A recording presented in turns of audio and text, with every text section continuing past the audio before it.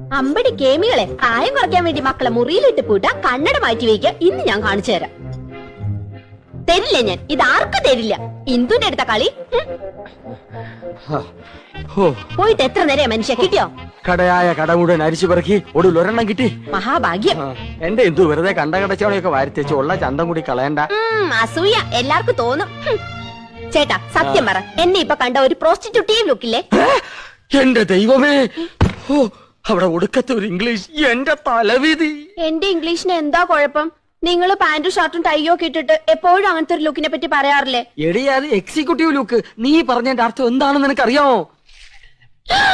ആ ദേ ഒരു അപേക്ഷയുണ്ട്. നീ യമുന റാണിയുടെ മുമ്പിൽ ഇംഗ്ലീഷ് പറയരുത്. പറയുമോ? അത് പിന്നെ ശീലായിപ്പോയി. എന്നാലും പറയൂല. എവിടെയാ അത്? ഇതാ.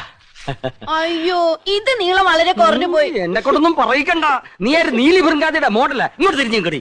ചൂടാകണ്ട. നിങ്ങളുടെ കമ്പനിയുടെ തൈല് തേച്ച എന്റെ മുടി മുഴുവൻ കൊഴിഞ്ഞു പോയത്. ഹെറോയിൻ.